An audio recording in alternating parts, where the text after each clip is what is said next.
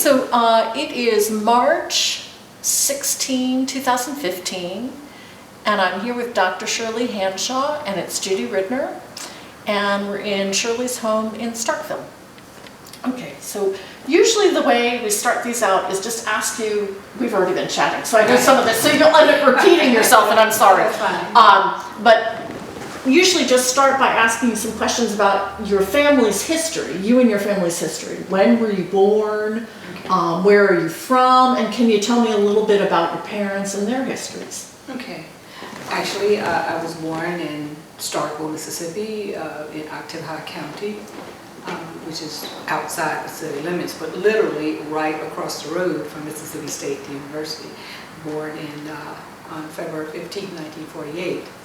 The 8th of 9 children, born to Mrs. Mary Alice Gillespie James and Mr. T.J. James Sr., who were married for 65 years before their respective deceased dates. Our mother was a seamstress, and our father, so she made all of our clothes. There are 4 girls and 5 boys. Okay. And the first 4 children are 1 year apart. Then there's a 2.5-year break. The next 4 of us are 2 years apart. And our youngest sister is 5 years younger than I. Okay. So the first 8 of us were born by midwife. In a house that was right next door to this one, that our father built, because our father was a cement mason, and during good weather and inclement weather he was a mechanic. So we also had a milk cow, we had pigs, we had cotton. We had, in an area over on Octop Road, our dad, we were not sharecroppers, but our dad rented a plot of land that he would plant cotton on. And of course, the 18 hands would pick it every year. Right. And then, he would take it to market and then pay the rent on the land. We didn't know it then, but one of my older siblings was telling me that was Daddy's attempt to be self-sufficient, and I think sort of a precursor for 2 of my brothers are now entrepreneurs in Michigan, and so we were pretty self-sufficient. We had 3 gardens, so we grew our own vegetables, and our mother was an excellent cook, but she didn't work outside the home. She, as I said, not only made clothes for us, she sewed for over half of Starkville. I can believe it. Yeah, and they would bring her, or she would go and pick up? No, they would bring her, yes, various things they wanted made, and our mother, even though my sisters and I are 4 different sizes, she would either make a pattern or, get a pattern and alter it to make it fit us. Yeah. So actually, when I went to college, I didn't know what size garment to ask for when I went to the store, the department store, because she just always, tailor-made clothes for us. Do you know how she learned the seamstress trade? Was that from a relative? Was that from her mother? Now, my mother's mother was Mrs. Sonora Annie Gregory Gillespie, and her father was Mr. Robert L. Gillespie, Sr. One of my uncles, well, the 2 of them had 15 children, 10 boys and 5 girls, one of whom was my mother. And I'm, as the family genealogist, my uncle who lived in Ogden, Utah, told me that when there was a union between the Gillespie and the Gregory families, that it was 2 of the most prominent black families in Starkville during that time. And which I later found to be true, because I found out that on both sides of the family, they were huge landowners. And our grandfather is mentioned in, there's a book called Sketches of Ottawa County. Oh, yeah. Okay. My My grandfather is in it. I will look now. Okay. Yep, I'll look again. Yeah, and I can show you the page before you leave it. Sure. Yeah. I have the book over here. Yeah, I know exactly what you mean. That's a book, by the way, that needs updating. But our grandfather, who I would say started this tradition of entrepreneurship, owned a sawmill, a grist mill, a grocery store, and a dairy. The city of Starkville bought lumber from the sawmill. I might add also that his mother, Mrs. Della Ward Gillespie, gave the land on which Zion Franklin Methodist Church was built. It's the church that my mother and them attended when they were little. And the lumber to build that church came from my grandfather's sawmill. Now that's also in rural Ottawa County. Yeah, I was going to ask you, where is? Rural Ottawa County. It's called the Zion Franklin community. Okay. And where the church stood is right on the periphery of the Noxubee Refuge. Okay. Okay, I think I know. And it's on the road as you turn into the there's refuge? a gravel road. Is it right on the way into the refuge? Oh, no. No, it's not, I think you're talking about the entrance, yeah. No, this is a rock road, this is a gravel road. Yeah, this is it's in a different part of the refuge. Okay. Yeah, so it's not the part that's, that's with paved roads Right, and that. gotcha. Yeah, it's in a more rural, unfinished part. But yeah, so, and then Mount Olive Church, which is on Mount Olive Road, and out there. Mount Olive Church, the land for that church was donated by my grandmother's parents, William P. and Elizabeth Gregory. So that church still stands. It's been renovated now. And then on my father's side of the family, his father, William James, who passed when our father was a teenager, and Mrs. Pacola Evans James are the ones who own the property where my house sits now, where the home house sat. And they donated the land for Ebenezer Baptist Church, which is on our top road. So we have a tremendous spiritual legacy in this family of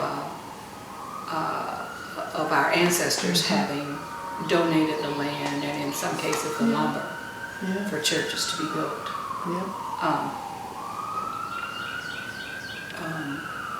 So that's amazing. Our mother and our father always stressed the importance of education. I mean, it's not something they said every day or every week or every month. It was just sort of a tacit understanding that when you finish one school, you go to another. And so actually, when we were little, there was a school, I don't know if you're familiar with the Rosenwald schools.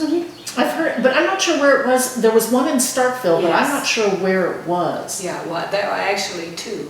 Okay. That was one on the hill where Henderson High was. Well, Ottawa County Training School, let me put this in perspective. Throughout the South, for whatever reason, schools for African Americans were called training schools. Yeah. Right, we can talk about Not why, yes. right. We were, I guess, not consider that to be educable. Right, I but was gonna say. trainable. Right, trainable, right, right, which right. I take offense at. But Oktibbeha County Training School was a school that my older siblings attended. Okay, yep. Okay, I've heard that. and that was on the hill where the current Henderson High Intermediate School sits. That used to be Henderson High. So Oktibbeha County Training School, it was a clapboard kind of building, was a Rosenwald school. And then next to Ebenezer School, Ebenezer Church, I'm sorry, on Octok Road, there was a 3-room school, wooden school. And that was a Rosenwald school as well. And during those days, of course, African Americans didn't have buses. So from where we sit right here, we used to walk across that pasture every day to school. And our mother was very active in the PTA, and she made, we used to have a May Day celebration. I remember she used to make our outfits. We would, twirl around the maypole, and we would have little festive outfits, and she made all those for the girls. She also made robes for the church choir, and there was something called the Sunshine Band. These were the little kids who were like kindergarten age, and they had all had little cakes. She made those. So she also made dresses for whole wedding parties. In fact, she made my wedding dress and all my bridesmaids' dresses. But various people, white and black and Starkville, she sewed for. And sometimes people didn't pay her, but every time they would bring something, she'd make it. So many people knew her as a result of her handiwork, and people knew my father because of his dad actually helped to build a number of the dormitories on campus. He helped build that the furniture building, Franklin Institute. That's it's over in front of the veterinary school, but it's all wood. Okay. I do know what you mean. Yes, and he took great pride in saying, that building is all wood, and they helped to build it. Well, our dad was also, he unretired himself probably about 3 times. Sure. He was a foreman on the Tennessee-Tombigbee Waterway. Okay.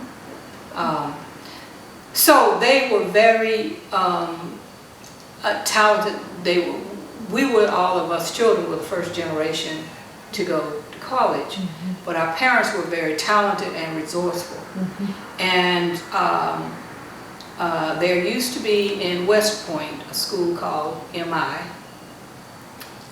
Mary? For black boys. Okay. And our dad, I think it went to 8th grade. It was either 8th or 10th. I think it was 8th. And our dad attended that school, and our mother was right next door at Mary Holmes Seminary for black girls. It was a boarding school that was started by the Presbyterian Church back in the 20s. So our mother, if she and Dad hadn't gotten married in 33, she would have been in the graduating class the next year.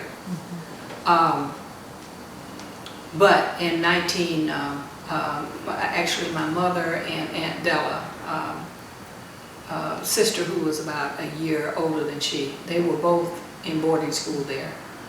But after Granddaddy Robert Gillespie passed, I don't know, should I recount that story or not? Oh, go ahead. Okay. Yeah. Well, as I said, my grandfather, Robert L. Gillespie, in rural Oktibbeha County, in an area called the Zion Franklin Community, that you actually get access through it to it by going out south Montgomery. You take a left on Mount Olive Road, and then take a right on Pike Road and go I know what you mean. Yeah, go all the way to the end of the road until it turns into a gravel road. Yeah, it turns to gravel. Yes. Well, actually the ruins of one of my grandfather's brother's homes is still over there in what's now the refuge. And I've had a family legacy tour where I've taken relatives to see it. Oh, that's interesting. Yeah. Well, on the right side of the road, as my grandmother had a huge dog trot house. Are you familiar with the dog Yeah, I trot do. house? Yeah, I know where it's Okay. And well, they had 15 children. And so my mother and my aunt have told me about down the center, there was this big open space. And so I found out that was sort of natural air conditioning in those days. Yeah. And anyway, that home burned, so it no longer stands. But I'm going to bookmark that because I'm going to come back to it. My grandfather, as I said, was a huge landowner. I understand he owned about 500 acres of land. And he was known to be very benevolent.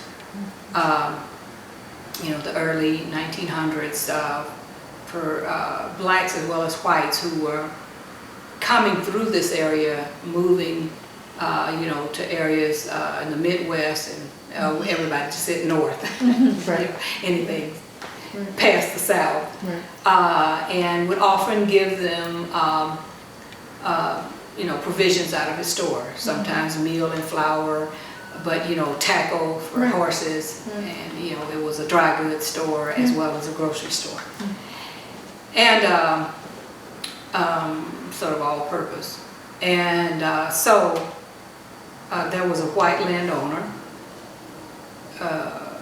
named Doyle who lived on adjoining property, and the white landowner also had a sawmill. So oral history has it, Right. and I usually, this is my rule of thumb for oral history. I have to get it from 3 reliable people Okay, great. before I can, you know, Really take it as true. right, put it down in writing, and so I've done that, and now I'm now in the process of searching the land records and you know, other written records to verify, and I have verified that he had you know, a certain number of acreage, and that that this white landowner, Noxubee Ridge is the area that the white landowner had. And so bankers, you know, Caucasian bankers used to come down and shoot wild turkey on my grandfather's property, so they knew him well. And I think I might have mentioned that my grandfather sold lumber to the city of Starkville. Yeah.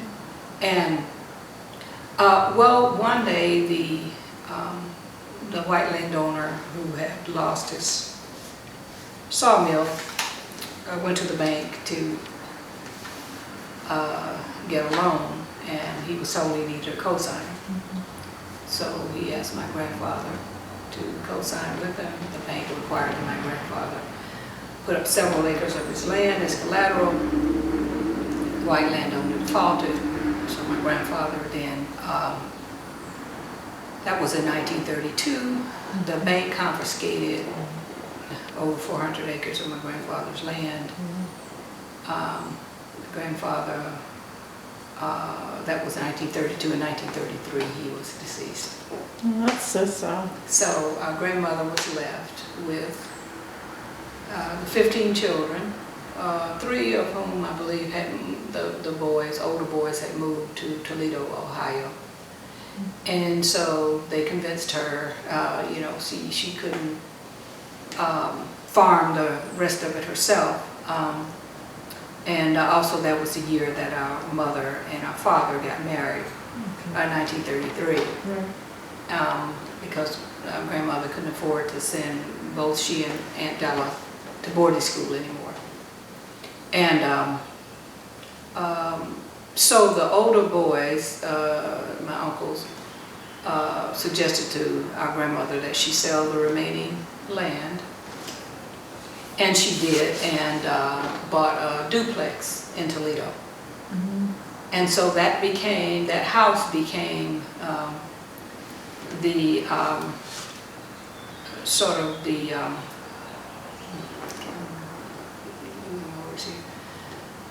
way station, if you will, for other relatives who came from the south to the north to find jobs in Gary, in Toledo, in Detroit. Interesting. And so on. So for those who, I'm just going to explode the myth about, it has been said that African American families, unlike the Jews and the Asians, they never helped each other.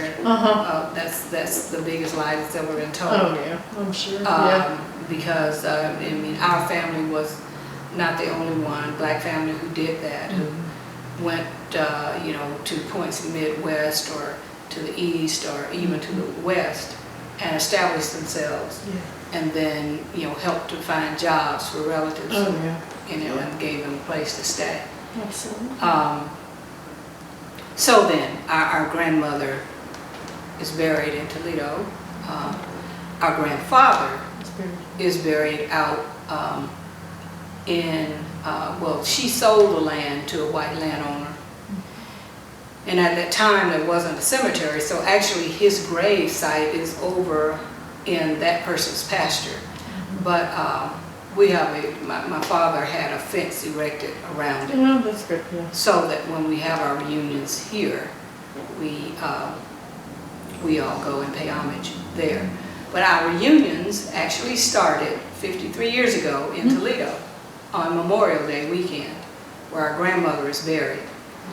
Because her parting words, with last words to one of my uncles, was to keep the family together. And so that's where we started the reunions in the 70s. And since that time, we've had 53 family reunions. Wow. Across the U.S. and one in 2007 in the Bahamas, on a cruise, a Bahamas cruise. That's great. And depending on, because there are so many relatives, and many of us live in different states, so wherever someone lives. So we've had reunions in Ogden, Utah, where Uncle James lived, in San Diego, California, in Los Angeles, California, in Memphis, Tennessee, Starkville, Mississippi, Toledo, Ohio, in Detroit, Michigan, in Atlanta, Georgia. Those are just a few. Right. And this coming year, the 54th, will be in New Orleans, where I have an aunt who lives. So out of that 15, 2 are still alive. Okay. Yeah, we have a 97-year-old aunt in Memphis and an 86-year-old aunt in Gretna, Louisiana. Wow. So her That's family great. will host a reunion Wow. this year. So, and so I've put a few of those pictures on the wall of the reunions. And the families were very close, so sometimes some of my fathers, there were 13, by the way. My father was one of 13. Okay, so both from huge families. Yes, and it's interesting, of all mommy's siblings, of all daddy's siblings, the two of them together had more children than any of the others. Yeah. So his whole line is gone. Okay. He was the oldest, and Okay. all 13 of them They've are all now passed deceased. Right. And your mother, where was she? She was maybe in the middle of the birth order? Was she in the middle of her family? Where was mommy? She was near the middle. Let's see.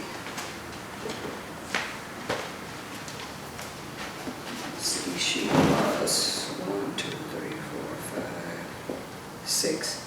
She was the 6th child. Okay, yeah. Yeah, So 15. So she was in the kind of the top third. Right. And there were all those boys, and then the last was a girl. Isn't that amazing? That's amazing. So 10 boys. Isn't that amazing? So that's mommy and that's Aunt Della. Those are Okay, two that's who went to great. boarding school. And they are standing there according to age. Isn't that great? Yeah, a lot of boys. Wow, and a lot of boys.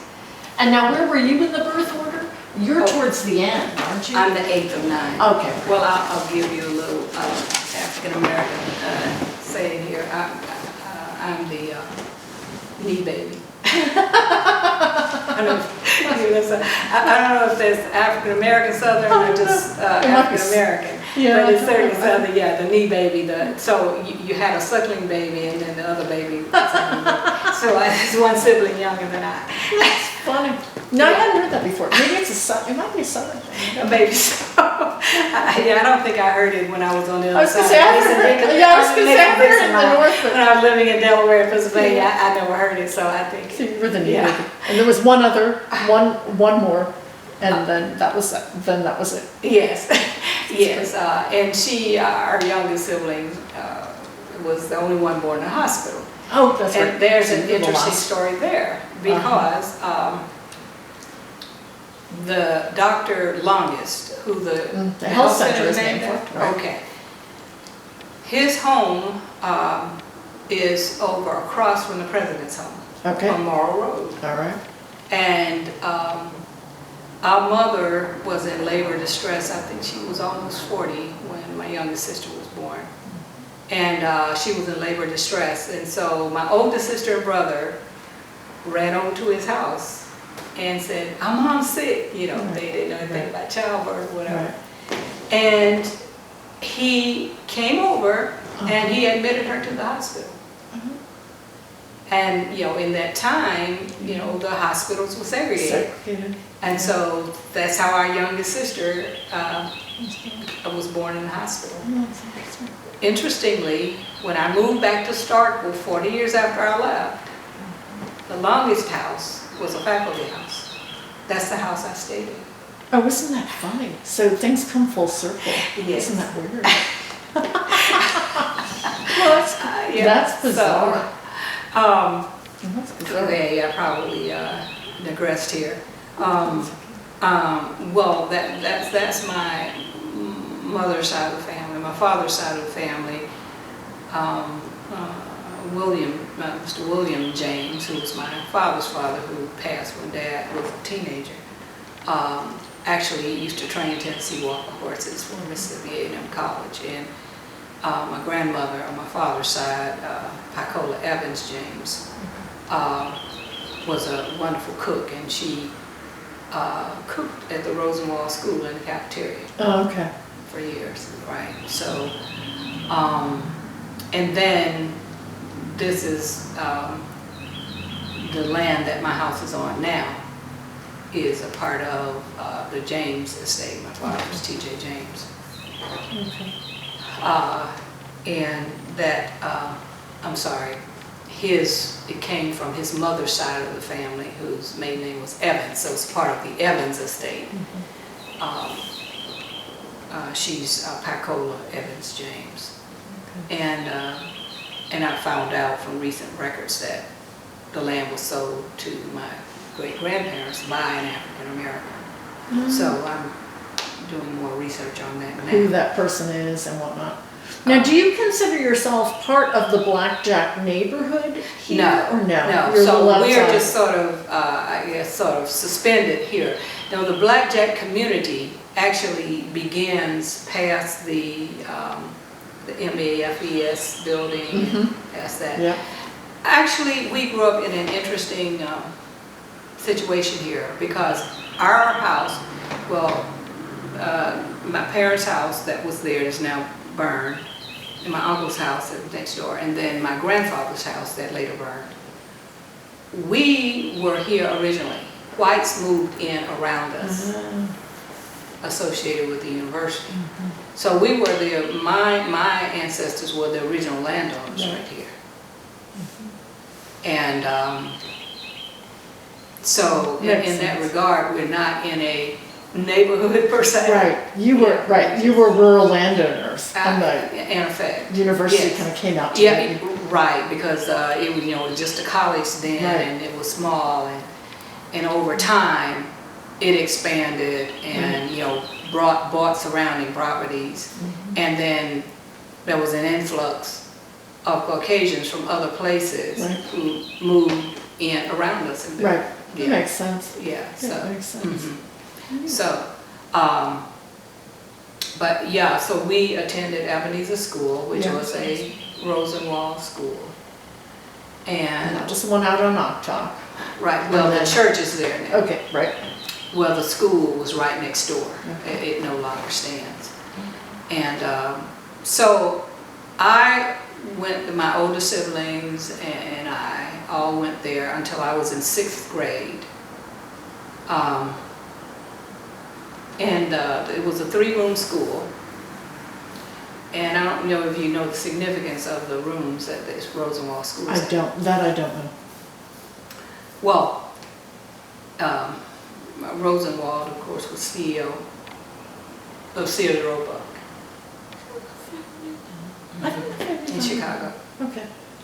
And Booker T. Washington, as he was very adept at doing, was contacting philanthropic whites, you know, in the East and Midwest, and one of those was Rosenwald. And he said he was interested in building schools for, at the time, the newly emancipated, those who were enslaved, and then later on, just in rural areas across the Deep South. Yeah. And so they then started looking for teachers. So depending on the number of teachers they could find, so there was a 1-room school, 2-room, 3-room, 4-room. So we had 3 teachers. We had a 3-room school. And that was grades, back then they called it pre-primer to 12th grade. And so there were usually about 4 grades in 1 room. Right. And as a result of that, I ended up graduating early, because when I was in 2nd grade, I was doing 3rd grade work when they would put it on the board. So Right. I was You move on. promoted Right. immediately on the spot. Right. So I actually finished high school a year early. I went to college early.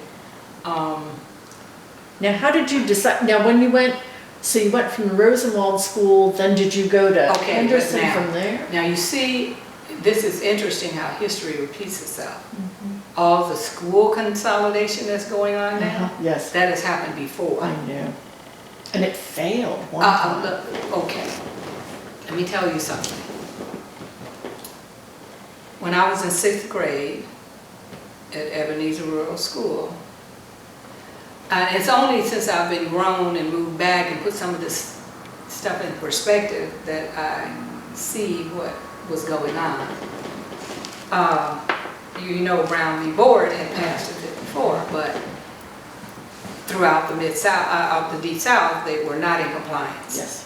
No. So one of the reasons I've discovered that the schools were consolidated the year that I was in 6th grade was to prevent us as African Americans from going, you know, to school with whites.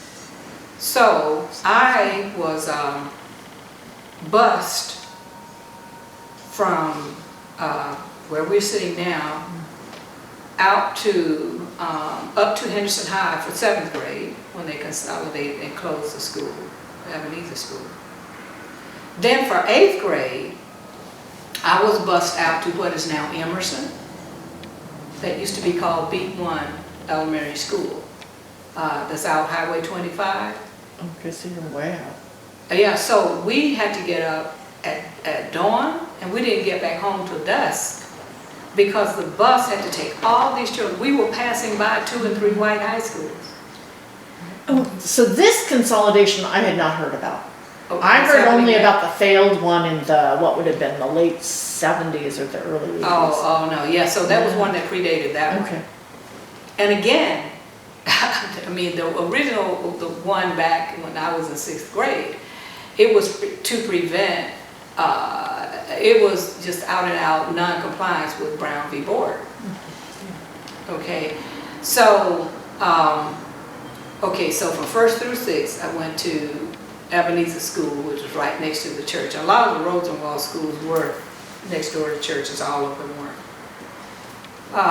And then in 7th grade, I was bused uptown to Henderson High School.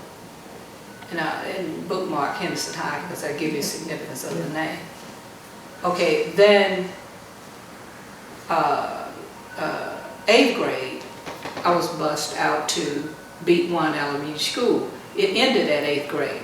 So we actually had an 8th grade graduation ceremony. And I was valedictorian of my 8th grade class. That's great. All right, then 9th grade, we were bused back to Henderson High. And so from 9th through 12th grades, I attended Henderson High, where I was again valedictorian in 12th grade. Oh, great. And one of the first National Achievement Scholars. I don't know if you're familiar with National Achievement Scholarships. Okay, well, you're familiar with National Merit Scholarship. Yeah, so, well, because the National Merit Scholarship tests were determined to be, biased against African Americans. Adam Clayton Powell Jr. from New York, Congressman from New York, passed the largest, he was responsible for getting passed the largest education bill in history at that time, in 1965. okay. And it began the National Achievement Scholarship for African American students. And we had to take an exam for it, and I was one of the first National Achievement Scholars, the only one from Starkville. I have a letter from Congressman Adam Clayton Powell Jr. Yeah, isn't that great? Congratulations, yeah, right.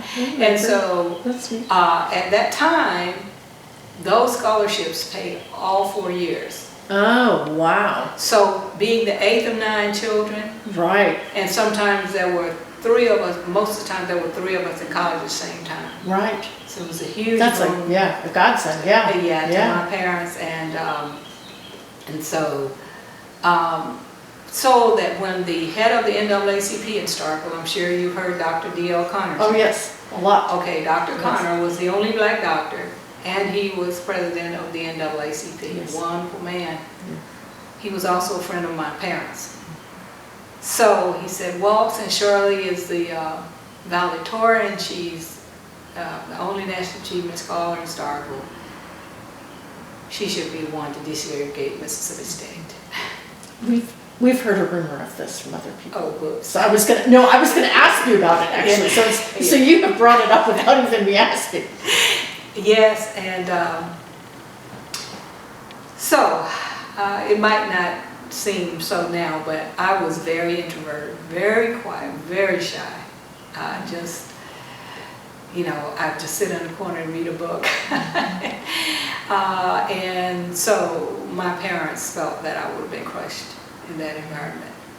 And they said, no, we do not want her in that hostile environment. And of course, I was getting letters from all over, from Spelman College, from Tulu, from a number of colleges and universities, since I was a National Achievement Scholar. Right. And because I was so shy, I didn't want to be far away from home, so I accepted Tulu College's admission, and it made all the difference in my life. I was in the middle of, many of the marches started at Tulu. Yes, I know. Tulu. Yeah, I know. Well, the faculty were really involved. We had faculty in from all over the U.S. Yeah. And it was the only, as in historically black college, it didn't get any money from the state. So, our money came from donors out east, and I was in Tulu choir, and every year the choir sang at, places on the East Coast. Yeah. And we got huge donations as a result of that. But Tulu was also on the cutting edge as far as we had a social science center. I had a student who did a paper on this. Oh, okay. Yeah, so I have a little bit. Dr. Berinsky. Yes, yeah, and I didn't know all of this until again I was reading the student's paper. I remember, when the mayor, what was his name in the 60s? The mayor of New York. If you call his name, it'll come to me. But we were... Lindsay, maybe? Yes, Lindsay. It was running for New York. The great person. We were involved in that, and we, were involved in world events because Dr. Berinsky brought these people from all over the world to Tulu. And we also had something called a Black Spring Weekend every spring we had people like Alvin Ailey, Aleo Pomari, you know, all of these performers, Dick Gregory, movie stars, Harry Belafonte, you know, all of these people. And during my junior year, I still have a picture of him, Robert F. Kennedy came and spoke to us. We just incredible, you know, the fact that we were abreast of not only national but world events by virtue of not just reading about them but actually interacting with people. Ralph Ellison, okay, around the time that he got the National Book Award, was right there on our campus, and Alice Walker, all of these people. And so Tougaloo also had an exchange program, as it still has, now the 50th year, with Brown University. Now, I'm dating myself a little bit because at the time that I went in 1967 and 68, Brown was all male. The female affiliate was Pembroke. I don't know if you knew that. No, I didn't know that. Yeah, just like Radcliffe and Harvard. So I actually attended Pembroke. Oh, I didn't know that. Yes. I forget that. Yeah, you forget that the Ivy Leagues were all single sex. Single sex, yeah. And so we actually had our own campus, and I remember the dean saying, the female dean of Pembroke, no, we'll never merge, we'll never be co-ed. I was there in 67, 68. I think they went co-ed in the early 70s. But it was a tremendous experience, again, you know, the opportunity to interact with people. At that time, I didn't even know the significance of Ivy League. Right. You know, and I just knew that I wanted an experience outside of Mississippi. Yeah. And this was and we got the better end of the deal. 5 of us as students at Tougaloo went to Brown, and 5 Brown students came to Tougaloo. So, you know, students there were looking to get involved in the civil rights movement. Right. And so it was a win-win situation, and especially for us because we didn't have to pay Pembroke's and Brown's tuition. We continued to pay, and of course, I didn't even know what the financial aid office was because all of my undergraduate education was paid for. And it was underwritten by the Ford Foundation. So there were various foundations that underwrote the scholarships through the National Achievement Scholarship. That's great. Yeah, so you were really, you were at the time, I didn't realize you had gone to Tougaloo because you were there at that absolutely pivotal time where it was we used to have mass meetings at Woodworth Chapel. Yeah, I've read about some. We had people there who were political organizers who were not students, and in fact, I don't know if you know about the media of Pennsylvania when the files, the FBI files, were broken into. Okay, and they found, the people who broke into the files found that there were all these records that J. Edgar Hoover had on people who were involved in the movement. One of those people was on campus when I was there. Oh yeah, I'm not surprised. Who I later encountered when I went to Temple. So I'm in the subway. So we were going through 4 revolutions. And it's only in retrospect that I was able to view that, you know, the civil rights movement, the Black Power movement, the Vietnam War movement, and the women's movement. I mean, that's, in fact, unfortunately, I lost a number of classmates, both high school and college in Vietnam. And so, you forget, at times we separate them out, but they were all interconnected and all overlapping. All overlapping. And we were living through that time of ferment and right in the middle of it. In fact, my second book is on African-American novels of the Vietnam War. Many of which, in a fictional way, recount many of the things that we're talking about and the way in which African-Americans were disenfranchised in that war and became cannon fodder. In fact, that's one of my articles. But I digress. So at that time then, my parents were asked for me to be the one to desegregate the state, but and now again, Yes. in retrospect, I see that I would have been crushed. Yeah. Because I didn't have the kind of personality that would have been able to rebuff, Yeah. the kinds of hateful things that were being done. The other thing that I see in retrospect, that I was supposed to be at Mississippi State in 2005 rather than 1965, because now I'm in a position to be able to make a difference. And to,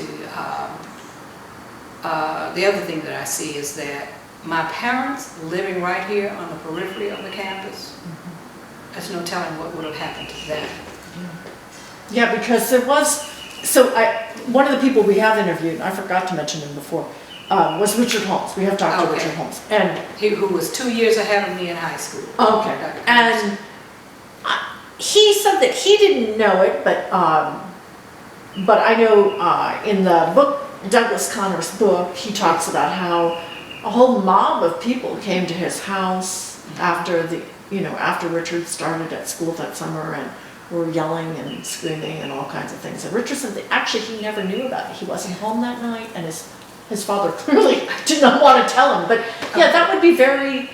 It's not just you who's opening yourself up to potential critiques and violence and threats. It would also be your whole family. And living so close to campus, that would be... Right, literally right across the road. And I did find out when I moved back, some of my friends who live farther out, Highway 82, and in other areas of Starkville, that there would sort of be night rides where white male students from the campus would come and would throw bottles at them, and then would actually, during the daytime, would threaten them to even walk up and down their own roads in their own neighborhoods that were black neighborhoods. Yeah, that's amazing. Yeah, so, even though it is said that it wasn't the same kind, that the same kind of violence didn't occur here that occurred at the University of Mississippi when it was desegregated in, I believe, 62, there was, there were acts of violence, and there were not, though they might not have been as pronounced as there. The other thing is I learned later from some of my older siblings that two things. One was, at that time we had for those times I would say, a pretty fair sheriff whose name was William Harpo. Okay. Yeah, I've kind of heard this, Richard Holmes said, Oh, okay. maybe not as explicitly as you're sort of saying, but certainly told stories that implied the same thing. So let you expand. Yeah, and Richard, by the way, was 2 years ahead of me in high school, and I guess I need to finish that part first.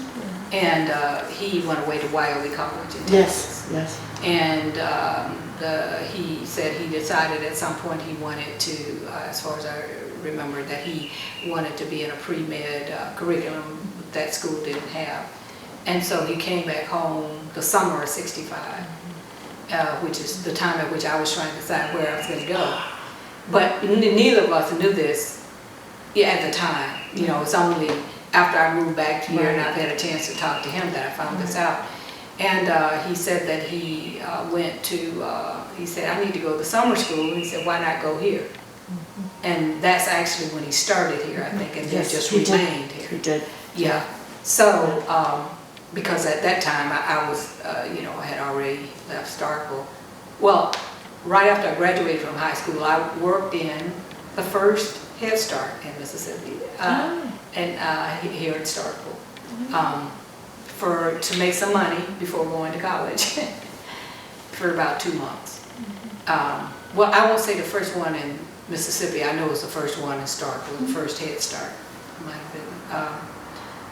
So there were all these, great society programs that were during that time, and we always had odd jobs in high school in my family to, help our parents, and so that helped me during the summer to make money for college. So then Richard came and began school here, and I moved away, and found out later that he had come here. well, the two things again. Sheriff Harpold, I'm told by my older siblings, that Lowndes County, as you know, is the adjoining county to Octavia, Columbus. And I'm told that the Klan had suited up and had come as far as the Lowndes Octavia County line. And Harpold stopped them there. And this was at the time that Richard went to school. Holmes desegregated Mississippi State.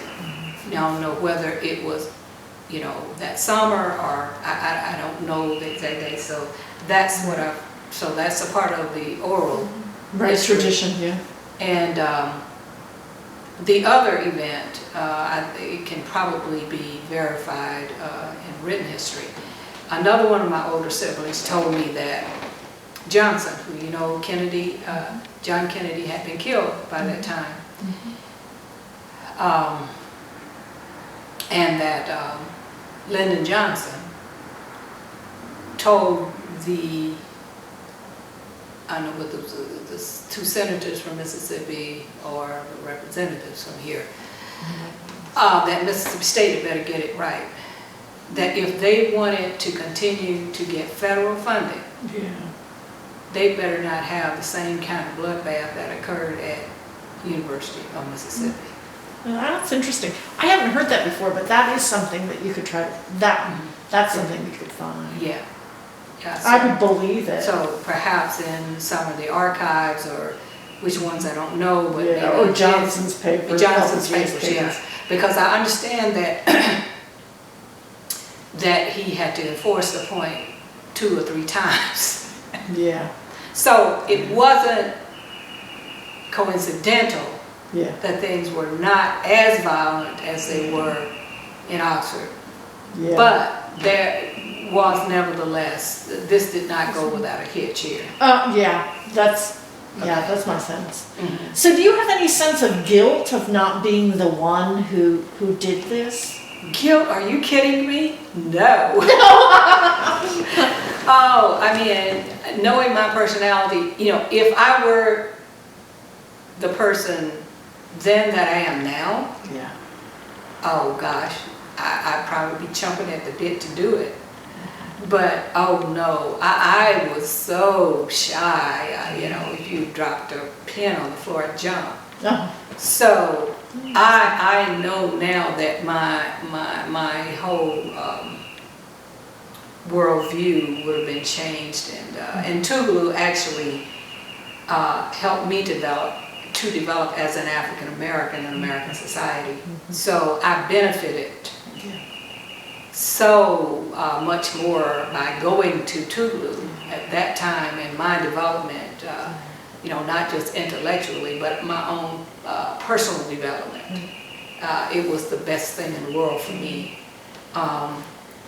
And the campus was small enough that it was sort of like a family. I mean, we call ourselves a Tougaloo family, so there was nurturance there, rather than my being, you know, my psyche being destroyed by, you know, evil and mean-spirited people.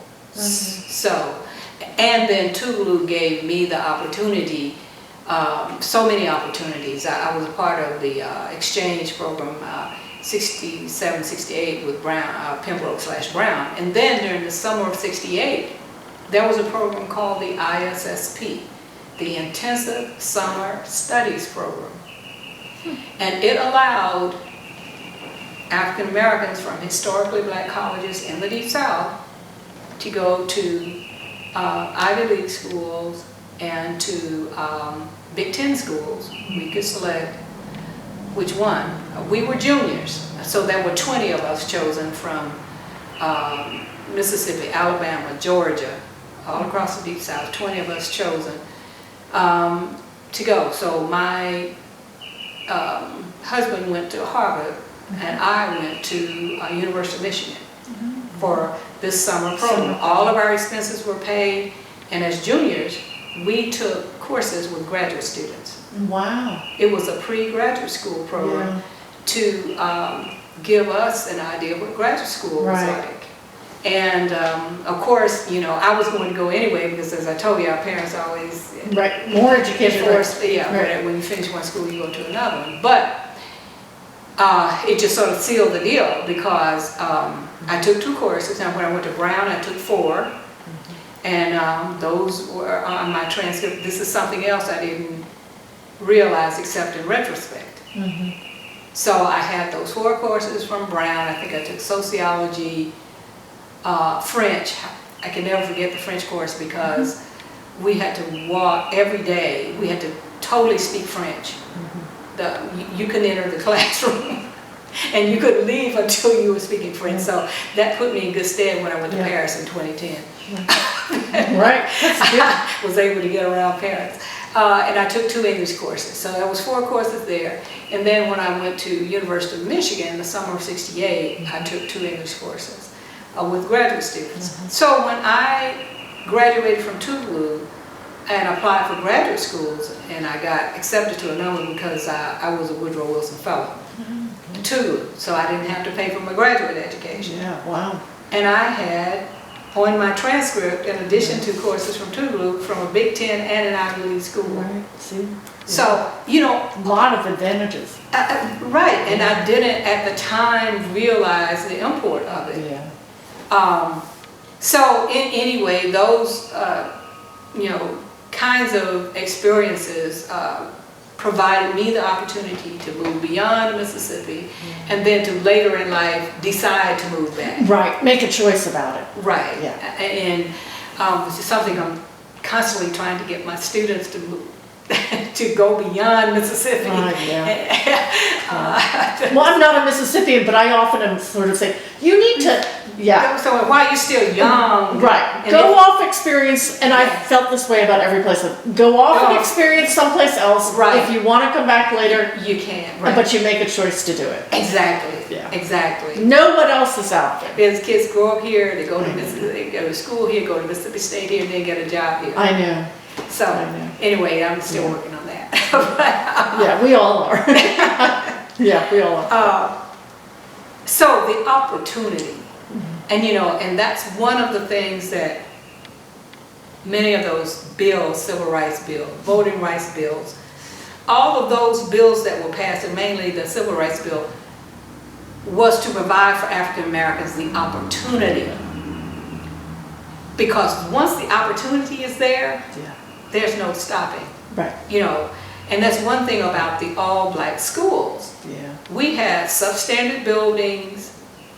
Our books, I don't know if anybody's told you this, they probably have. The books already had about 15 names in them because then they were raggedy because the white schools had given us their old thrown away books. But we were always told by our teachers, keep these books nice because you have to turn them in and they're already falling apart. But anyway, we did. And we couldn't figure out why all these other names and the people we didn't even know. Right. And that's when we found out later that we were getting hand-me-downs from the white schools. So all of these attempts to keep us in a subservient, substandard kind of environment didn't work because our teachers, although they were poorly paid, they were underpaid, if paid anything at all, they gave us a sense of pride. And they were very committed to our going beyond where we were. And so, as I often tell my kids, I said, they told us the sky was the limit and we were crazy enough to believe it. Right, but that's how you get motivated people who go off and do things. And and so you might have heard this name is Rosa Stewart, who taught English at Henderson High School. Ms. Rosa Stewart, I think, taught 3 generations of my family. She was one of the main reasons that I majored in English and that I ended up going to Toulouse. She was a Toulouse graduate a long time ago. But the other thing that she did, Mrs. Stewart, in the summers, she was also very active with Dr. Connor and others. Very poised, very astute lady, and she must have, I think she was about 100 when she passed, but she taught our father, and she was a Tuvaluian. So yeah, so And she was a graduate of Tulu. So she knew what was what was possible if you went there. Right, Yeah. and, you know, and took students under her wing and that kind of thing, made sure that we were exposed to, for instance, the tests for the National Achievement Scholarship. That Right. was the first year. So it wasn't widely known that there was a test. The test was over in Columbus at the Air Force Base. And so she and the counselor at that time, Mrs. Sherrod, said, look, you know, they're giving a test over Columbus Air Force Base. They chose 5 of us. You guys need to go. We, you know, Yeah. we went. Right. We didn't know Right. where it would lead or if it would. Right. But the opportunity. Right. You have to take that chance. You have to pursue. Right. And so there were all of these opportunities, and I just, every time I think about if those 5 human and civil rights leaders were not assassinated in 5 years, I don't know if you realize, the first was Medgar Evers, 63, then JFK, 63, and then Malcolm X, 65, and then RFK and Dr. King in 68, 5 years. Yeah. If those 5 men had still been alive, I mean, there would have been many more of these kinds of programs. Yeah. America would definitely have been a different place. And so all of these kinds of things were put in place because after they were killed, these summer programs that I'm telling you about, the intensive summer studies, where all of these things went by the wayside, that gave, you know, a leg up to African Americans in the Deep South to go to other places. I was talking to a friend of mine who's also a graduate of Tougaloo. By the way, Tougaloo has produced probably half of the African American professors, physicians, attorneys, judges, you know, engineers across the U.S., not just in Mississippi. And I was talking last night, one of my classmates who went to Brown with me, Dr. Malcolm Taylor, he and his wife, Joyce, his wife, attended when he was at Tufts getting his medical degree. She was at MIT. She's a math major, and she was one of the first. We didn't even know at that time what computer science was. Right. But she took computer analysis and all of that way back then, and so she's a computer analyst, just incredible. And but they, as well as several other of my classmates, were able to also go to medical school, to you know, professional schools, and Tougaloo provided all of those opportunities. You see. Oh yeah, I have a very positive sense of Tougaloo. You know, it's one of the kind of premier historically black colleges in the nation, from my knowledge of it. And I think it was founded by the Quakers too. It wasn't. Well, it's the American Missionary Association, AMA, UCMS, United Churches of Christ. Okay. Yeah, so that's on its logo. Very distinguished school. Yeah. So United Churches of Christ / Disciples of Christ. Okay. Yeah, and in fact, when I was at Pembroke, as a part of the observance of the 50-year Tougaloo Brown exchange,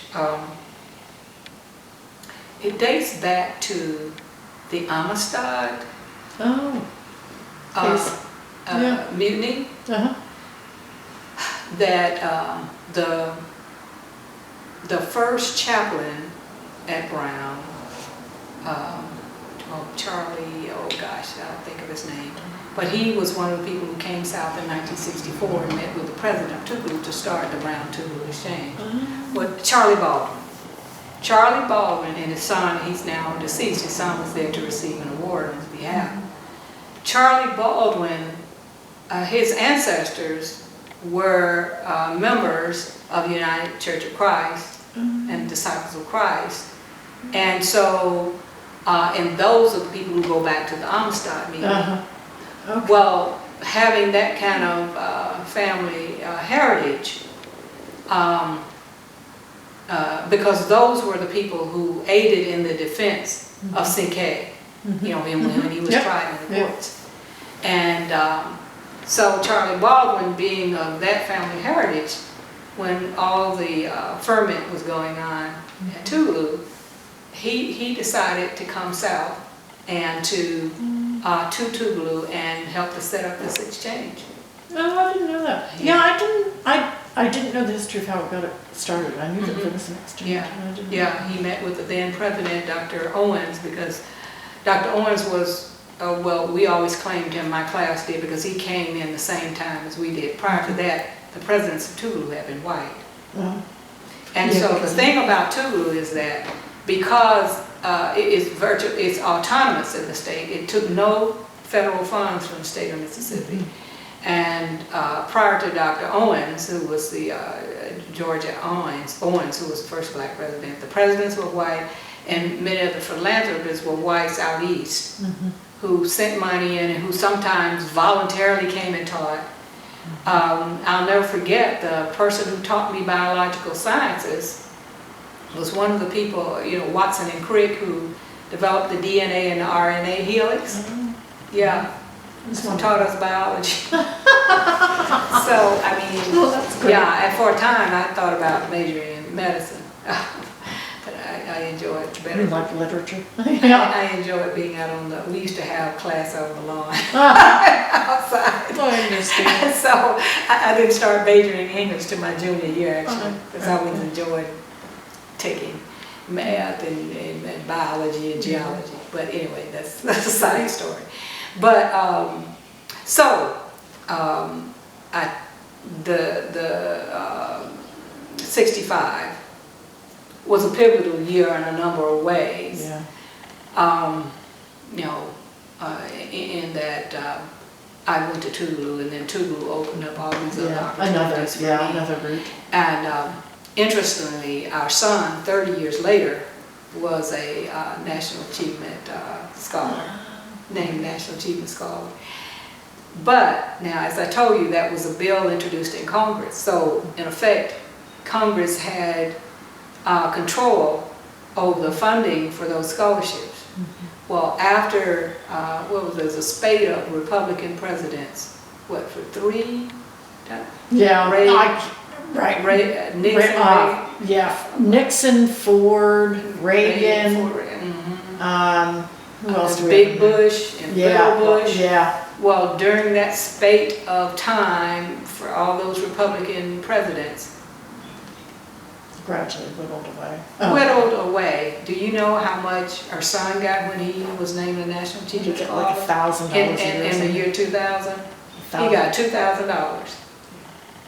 Now that came from funding all 4 years when it was begun to a mere $2,000.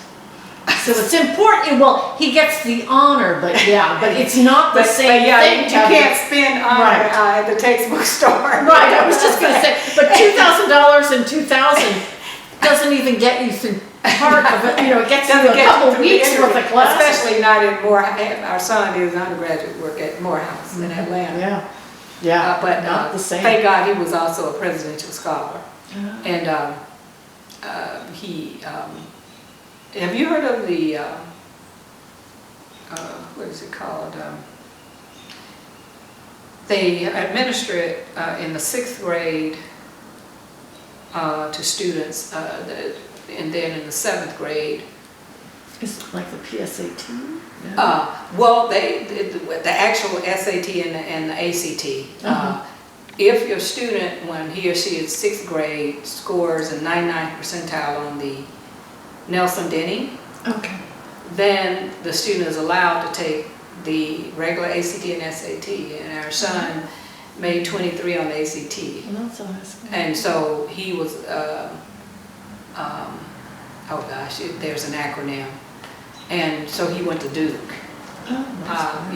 In that summer 7th grade year. Wow. So when he graduated from high school, he also was a presidential scholar, and you know, he got offers all over the U.S. and so he decided to go Morehouse. So he had a presidential scholarship, thank heaven, because the national achievement wouldn't have done Right, it for and wouldn't have paid so for that the was just a at all. little icing on the cake. Right. That's great. Yeah, so, but that, you know, again, there are all these things that I've thought about in retrospect, you know, how the political scene changed so much, and I'm sure it was by design, because during that era of, say, 65 to 70, probably more African Americans got educated and entered the professions than any time before or since. Yeah.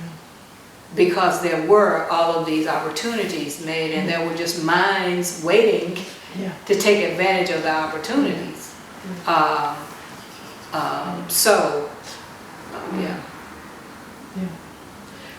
So can I get you to go back just for a couple minutes to Henderson and what you remember about I asked you to Henderson? book my mark there. And Okay. It became clear to me, you know, after I grew up, the reason Henderson High was named Henderson High. Okay, again, W.C. Henderson was an African-American principal. And when whites in the South were in defiance of Brown v. Board, in order to placate African-Americans, to convince them to remain in historically black schools, they named, after consolidation, they named these schools after black principals. And this was to discourage our going to the white schools, because you want to go where you have your own principal and that. So now, you know, some of the older, some of the ones who were teaching at that time, and Dr. Fenton Peters. yeah, Fenton Peters, right. But he was just a storehouse of information. And at that point, he was teaching. Right, because he taught me biology Okay. in high school. He also, he was just a multifaceted person. He was a Renaissance man. He also formed a choir. I was in his choir. Yeah, he was an excellent singer. But yeah, so he moved away briefly and moved back, and he was a, you know, a classroom teacher, and then he later became a principal. You know, that he was very committed to the educational scene here in Starkville. Yeah, it's too bad that he passed away. As I said, one of the students involved in this, when they were writing the proposal, she got to talk to him briefly and did a brief interview with him. But our intention was to go back and do a longer interview, and then we realized that he had passed away. Yeah, he had been ill for a while, and we are pleased, however, that we had our first Juneteenth celebration here. Are you familiar with Juneteenth? Yeah, I am. Well, Starkville had his first Juneteenth celebration last summer, and he was the Grand Marshal. So he and our young mayor spearheaded that event, and and the reason I knew about it, my brother, who's an entrepreneur, collects classic cars, and so they asked him to drive one of his convertible 1935 cars. Oh my gosh, wow. Yeah, and Yeah. so Wow. yeah, Dr. Peters was in that. That's great. Yeah, so but getting back to the schools, I you know, there was another school in rural Oktibbeha County called B.L. Moore High, and so many of the students then, when they consolidated, those students who lived out in that part of, you know, Oktobbe and out Pleasant Grove and that area, went to B.L. Moore, and B.L. Moore was an African American. So that school was named after a black principal.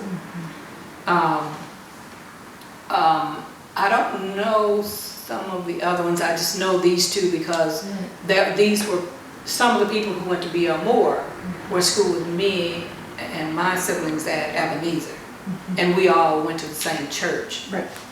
But I guess because of where we're located, we didn't go farther in the county. We were bused into the city. But I do recall our, leaving at the crack of dawn and not getting back to Yes, dusk. that's bad. Yeah, for little kids, it was really tough. And well, and so as I understand it, then Henderson, W.C. Henderson, then was named that principal. So we would want to go to school there, which we did. Over the years, we amassed trophies for academics, for sports. We had one of the best bands around. And many years, you can ask people in the Golden Triangle, Starkville's football team, basketball team, band, and of course, and we had something called, I don't know if you ever heard of the organization, High-Y, Tri-High-Y. This was in the black schools. Tri-High-Y, it offered leadership opportunities for us. The Tri-High-Y was for girls and the High-Y was for boys. And it was started by an older black couple, but it was, we used to go to competitions around the state. We'd compete with other schools and, forensic competitions, and it gave us a chance to be, to hold positions of leadership, president, secretary, and vice president of organizations, both locally, regionally, and on a statewide level. Yeah. So they were,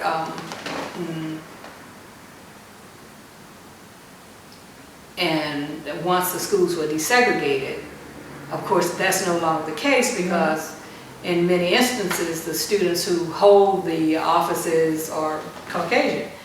So we were getting, in those all-black schools, we were getting leadership skills. We were learning about ourselves. For instance, I recall in my elementary school, in Ebenezer Elementary School, it wasn't just February set aside to celebrate Black History Month. We had posters of outstanding African Americans. We talked about it on an ongoing basis. So we were, even though that wasn't part of our state curriculum, mind you. Right, right.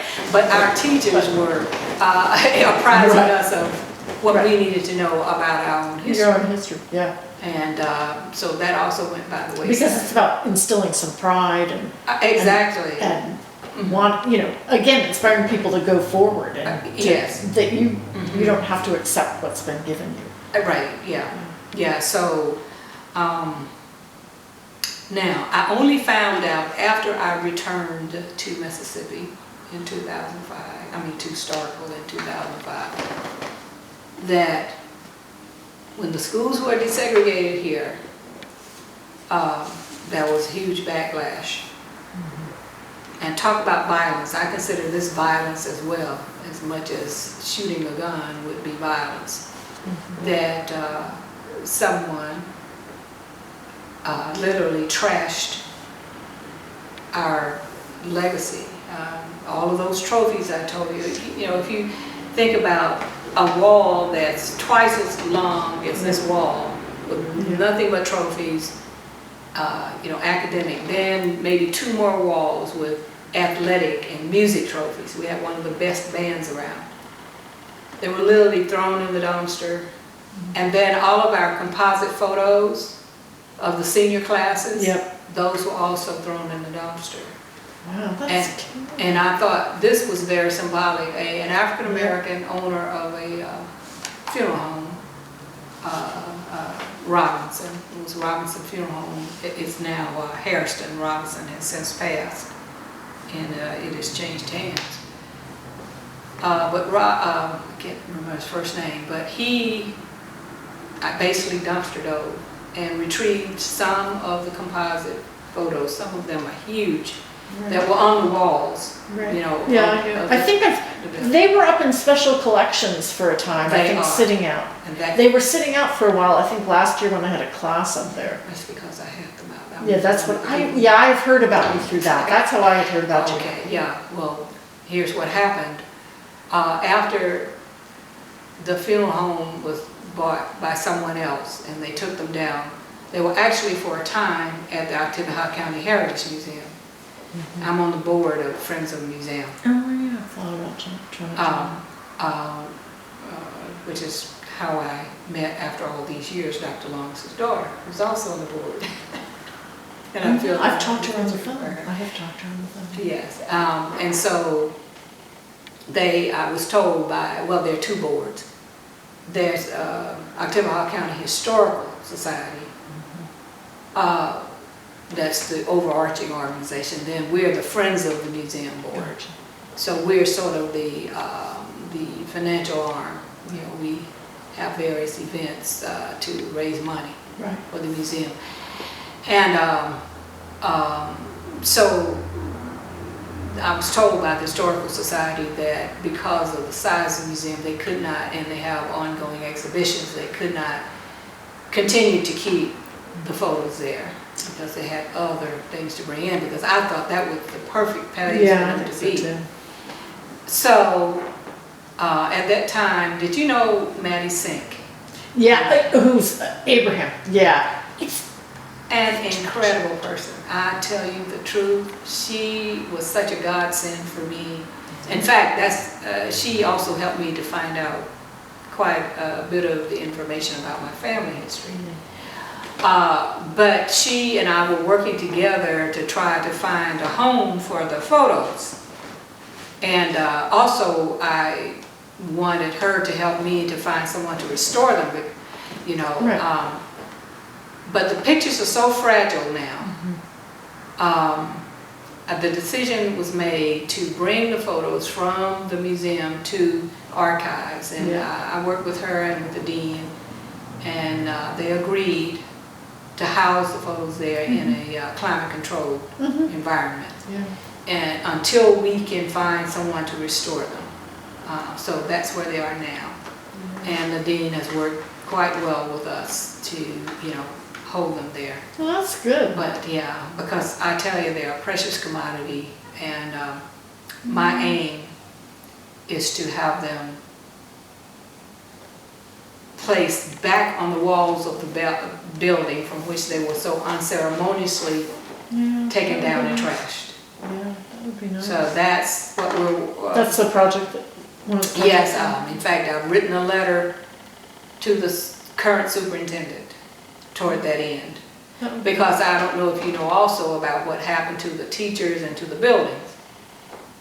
Many of the teachers during desegregation got demoted and are just outrightly fired, unfortunately. I understand many of them were told that they had to take the graduate record exam and make a certain score on it. Yeah, I've heard that too. When I'd be willing to say and put my hand on a stack of Bibles, the Caucasian teachers hadn't done that.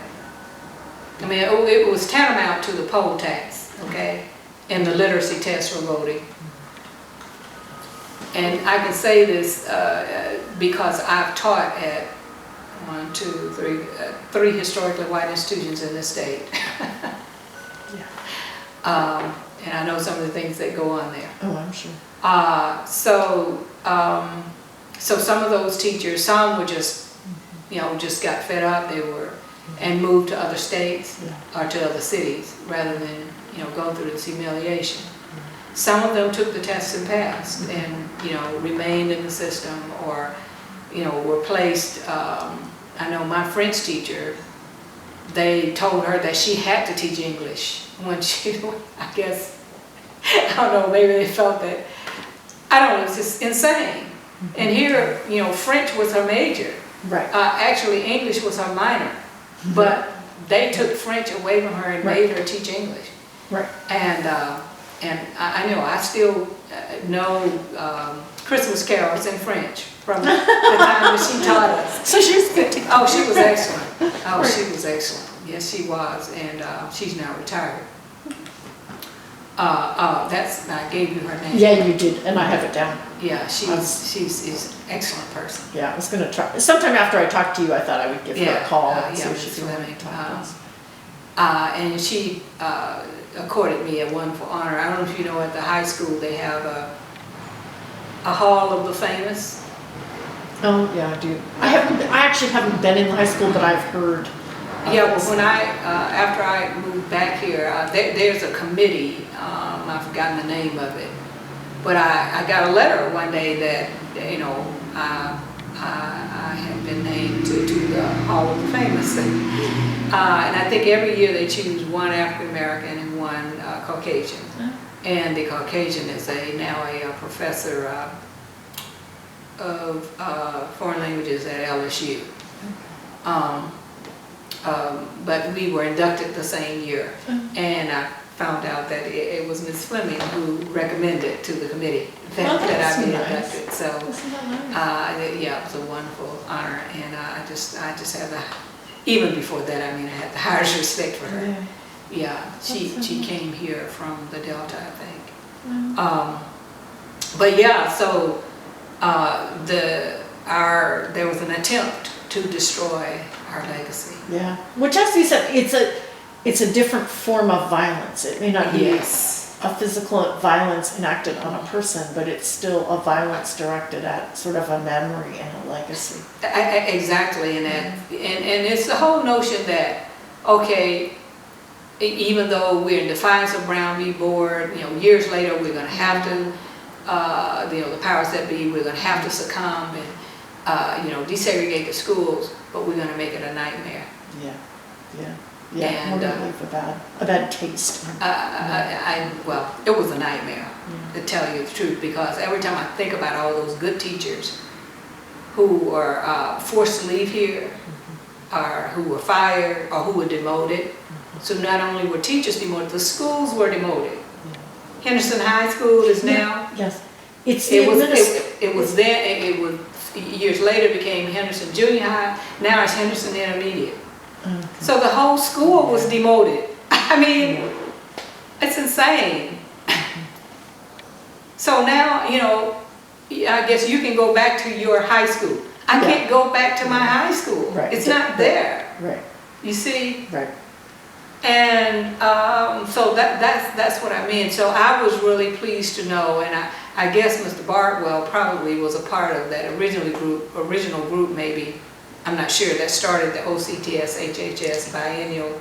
I think he was. I can't, you know, it was about a month or two ago I talked to him, and I don't remember, but I know he was very active in it. Yeah. And he wanted to talk about it. I don't know if he was one of the founders, but he was certainly involved early on. Yeah. So I'm not sure who, I suppose Dr. Peters would have been one of the original people. But when I moved back here, I was really pleased to know that that organization had been begun, and what we do. In fact, this year, which is my 50th year reunion, and the overall, see, there's an overall OCTS, Octavia County Training School / Henderson High School overall committee, and biennially there's a 3-day celebration over 4th of July weekend. So the last one was 2 years ago, so this year marks the 50th year of mine. So there's the overall 3-day reunion. The 2nd, 3rd, and 5th is usually Thursday, Friday, and Saturday, but this year the 4th of July falls on a Saturday, and it's at the Sportsplex, and they have a fireworks celebration. So we have a meet and greet night on the ordinarily on a Friday. This year's on a Thursday. Then there's a banquet on that Friday night, and at which we award scholarships. That's the whole idea. It's a 501(c)(3) organization. Talk about this. Yeah, that we award scholarships to graduating seniors, and so there are various committees formed. And the last 2 ones, I have given a textbook scholarship, the Mr. and Mrs. T.J. and Mary Alice James, in my parents' names. $1,000 for 5 students, $200 each. Because our parents, you know, always express the importance of education for us, and actually, you know, put forth the sweat equity for Uh-huh. us to realize, Yeah. higher education. Yeah. And then this year, my class is now raising funds to give a huge amount for scholarships. But on 4th of July, then my class will be here for our celebration. Well, that's great. Class. That's neat. So, But it's interesting listening to you talk about some of your experiences and how it seems to produce such it's our leaders and this sense of professionals, and it's ironic in a It's kind of ironic, and it's a paradox wrapped up in a conundrum. right. And this is And you can quote me on that. I know I need to offend you in any No, way. I'm not defending segregated education, but it is a paradox wrapped up in a yeah, conundrum. it is. It's something about that. It breeds, in a weird way, it breeds this sense of togetherness that then empowers people, again, in a system that is disempowering. Well, and similar to the blues, it's making one of the great blues singer once said, it's making the best out of a bad situation. Yeah. That, having been placed under those strictures, Yeah. that we were able to be creative enough Yeah. to find ways to, circumvent Yeah. those obstacles Yeah. to make that situation work for us. Now, in the interim, or in the intervening years, I should say, there were a number. I mean, we were divested of certain things we should have had. We had to struggle harder. Oh, yeah. I mean, I know I need to suggest it's a fair system. Yeah, but again, that's the paradox wrapped up in the conundrum. It's just And interesting. to be able to convey that to this generation of young people who take for granted that they're sitting in a classroom, whether it be in K through 12 or at the university level, African American students sitting next to Caucasian students, and even with African American faculty, as far as white students are concerned, who have come to a place like Mississippi State from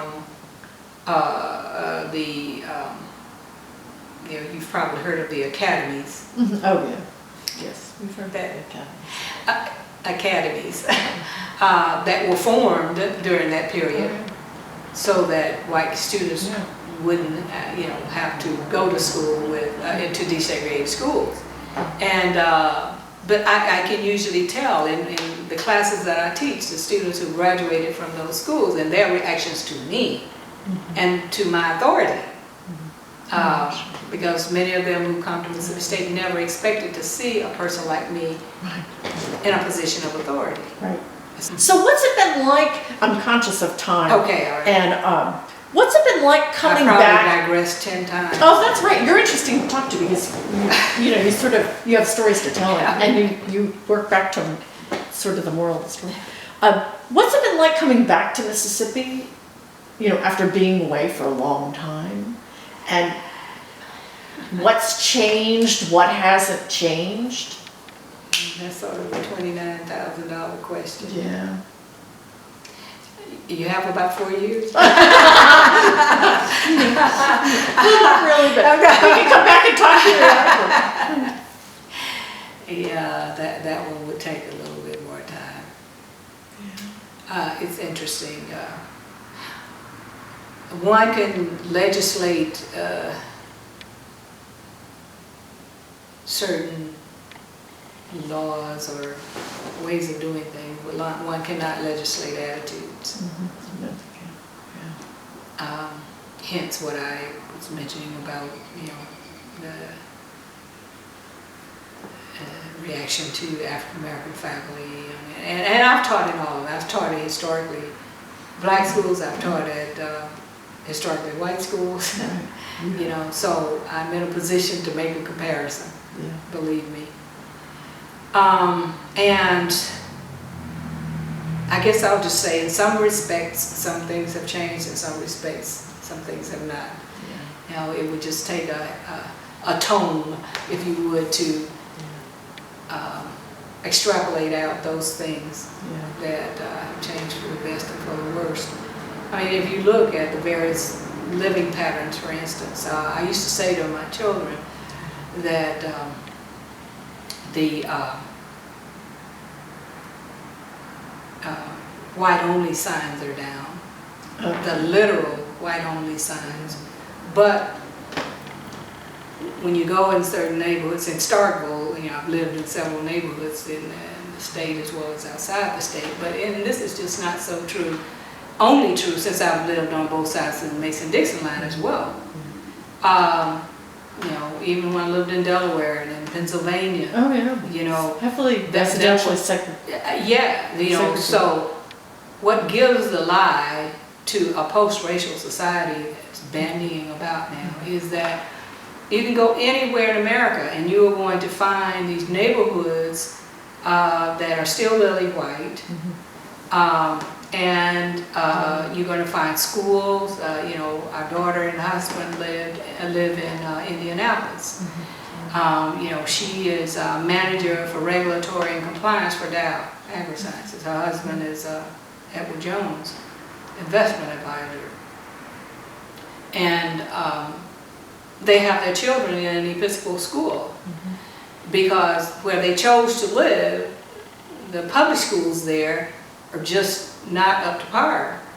And so they have to make a decision. Either I don't know why it's always the north side that has the we either, you know, buy a house over in that area, in that township, they're in townships there, where the public schools are good, or we remain where we are and, you know, keep our kids in a private Episcopal school. And so those kinds of decisions are having to be made all across the U.S. because we still do not have parity as far as the races are concerned. And it mainly has to do with residences, residential areas. You know, people talk about community schools and that kind of things. But then I know in this state, it's the property values that determine the tax base. For the schools. So, you know, as you recently heard with this new spate of consolidations, that's the county schools were in receivership. And so they have to be, I'm saying, why? Okay, in this, in Starkville, Oktibbeha County, many of the people who live in the county, they might own, you know, 2 or 3 acres of land, but they have a single wide or a double wide trailer. You don't have any property value there, okay? Whereas out south Montgomery, in Starkville, where all the big subdivisions are, you know, Country Club Estates and Huntington, all of those, then of course you're going to have a better tax base. So then that money goes to the city system. That should never be. There should be a different funding formula. For education. So that, I'm saying it's a travesty, it's a crime to be closing down a school because it's underperforming. You see, it's a self-fulfilling prophecy. And I'll apply it even beyond the public schools to universities in the state of Mississippi. I don't know if you've heard of the Ayers case. Ayres. Jake Ayers was the father of 2 sons who attended Mississippi Valley State, at that time college, back in the 70s. And he filed a lawsuit through Mississippi Rural Legal Services, stating that the colleges and universities in the state of Mississippi were still essentially segregated because of the funding formula. Mississippi State, University of Mississippi, University of Southern Mississippi got the lion's share of state funds, whereas at that time Mississippi Valley College, Jackson State College, Alcorn State College got very little money, even though they're all state schools. So again, similar to the defiance of Brown v. Board, when the state was taken to task for that, what they did was, in a matter of a year or two, just gave blanket university status and name to so Jackson State became Jackson State University, Mississippi Valley State became Mississippi Valley State University, and Alcorn became Alcorn State University in name. But the funds still were not placed at those institutions of higher learning to literally give them university status. That is with infrastructure, Right. with physical plant, Right. so the buildings It's were in still, name only. right, There's the no buildings substance were to it. still dilapidated. The Right. salaries Yeah. terribly lower Yeah. than at the other Yeah. universities. So you have a tiered level of education, Yes. K through 12, now on the university level as well. And that's a case that went all the way to the Supreme Court. Yeah, I'll look it up. I didn't know that case. I may have heard of it and I just don't And know. in the interim, Mr. Ayers passed, but because the case was filed with North Mississippi Rural Legal Services, the case kept going. Right, Um, right. They kept it we going. could talk about that at a different time. So, I've lived long enough to see, from a variety of perspectives, things that, have changed, things that haven't, things that are in the process of changing. And yes, I am encouraged by some things that have changed, but I'm also discouraged by other things that have not changed substantially enough to say that we have arrived. And you notice I always said desegregation. I didn't say integration. Did you ask me why? No, but why don't you tell me? Okay. Integration implies a mutual exchange of cultural values. We've never had that in any state in the United States, and certainly not in the South. Desegregation merely says that, okay, you now maybe have whites and blacks sitting in the same classroom or going to the same restaurant. Right. But there's still an uneven playing field. Right. Right. Yeah, there is no true integration. Yeah. And I mean, probably the most poignant way in which you can be seen is with the President of the United States, which again tells us that we're not post-racial. I mean, every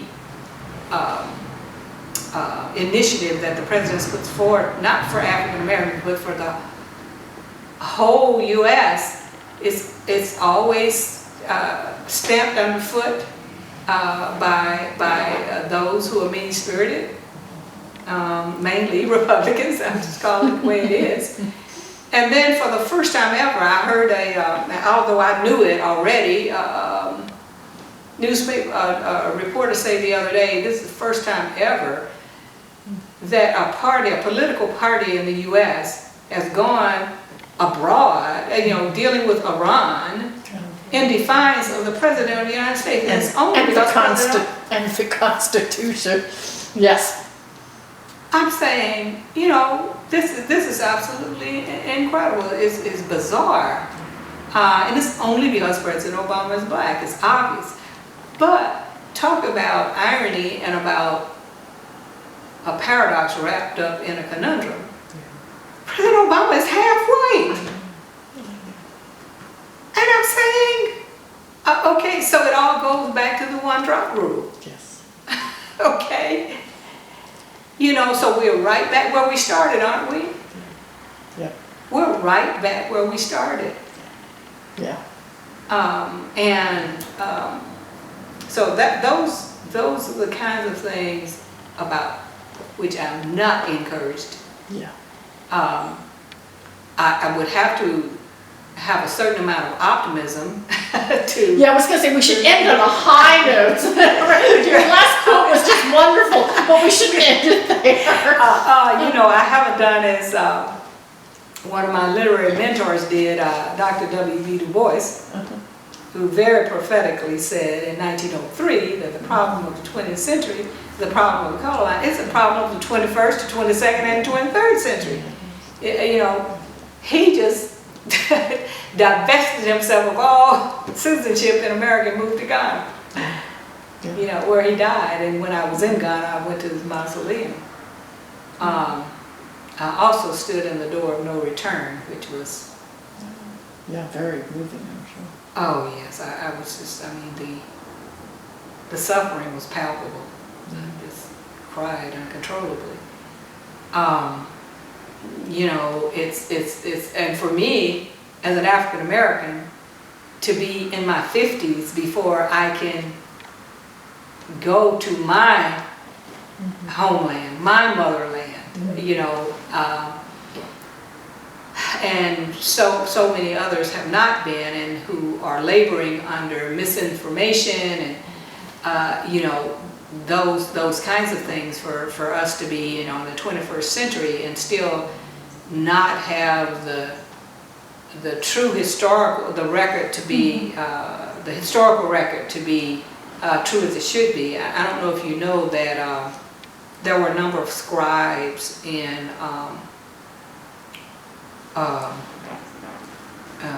Benin, West African country, that when during European imperialism in two parts of West Africa, they hid these scrolls that have in Timbuktu. And Timbuktu is a name that's used pejoratively here. But it was not a pejorative name at all. No, it was a very important place. Center of learning, universities and that, centuries before Greek and Rome. And they hid these scrolls. And one of my colleagues in Boston, in fact, we co-presented on a panel in Paris, and she goes to Benin and she takes students on service learning trips every year to Benin. And they have now uncovered, and she is quadrilingual. Wow. She speaks English, French, and 2 indigenous languages. Wow. And so some of these scribes have entrusted some of these scrolls to her. And she is now decoding and translating some of them. And some of them at the Smithsonian. Oh, isn't that great? It wow. will, sort of telling histories of the peoples who were coming through, is that? Telling the histories of the centers of learning. Okay, gotcha. The great centers of learning that were destroyed by Europeans when they came. Yeah. And so this is the kind of knowledge that existed there. Yeah. Because, when Africans were enslaved across the diaspora, we were told that we had no history, and no culture, and that.